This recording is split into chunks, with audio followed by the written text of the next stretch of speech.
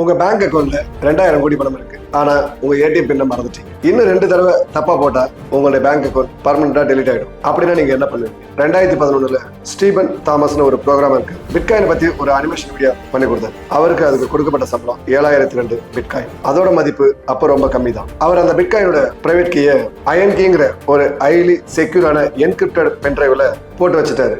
ஆனா இந்த பென்ட்ரைவ்ல ஒரு ஸ்ட்ரிக்ட் ரூல்ஸ் இருக்கு. 10 தடவைக்கு மேல பாஸ்வேர்டு தவறா போட்டா அதுல இருக்கிற டேட்டாஸ் பர்மனண்டா எரஸ் ஆயிடும். சில வருஷத்துக்கு அப்புறம் பிட்காயினோட பிரைஸ் இன்க்ரீஸ் ஆயிடுச்சு. அப்போ அதோட மதிப்பு 250 மில்லியன், அதாவது இந்திய ரூபாயில 2000 கோடி. ஆனா இதுல ஒரு ட்விஸ்ட் இருக்கு. ஸ்டீபன் அந்த பென்ட்ரைவோட பாஸ்வேர்டை மறந்துட்டார். அவருக்கு ஞாபகம் இருந்த பாஸ்வேர்டு எல்லாம் ஒரு 8 டைம் ட்ரை பண்ணிட்டார். இன்னும் 2 அட்டம் தான் பாக்கி இருக்கு. ஒருவேளை இந்த 2 அட்டம்டும் தவறா போயிருந்தா 7000 பிட்காயினும் பர்மனண்டா டெலிட் ஆயிடும். கிரிப்டோல பர்கர் பாஸ்வேர்ட், கஸ்டமர் கேர், இந்த மாதிரி எந்த ஆப்ஷனும் இல்லை. ஸோ இது முழுக்க நம்மளுடைய ரெஸ்பான்ஸ் தான். பாஸ்வேர்டை எப்பவுமே மொபைல்ல சேமிச்சு வைக்காம ஒரு பேப்பர்ல எழுதி வைங்க, இல்ல ஒரு பிரிண்ட் அவுட் எடுத்து வச்சுக்கோங்க. அதுதான் ரொம்ப சேஃபா இருக்கும்.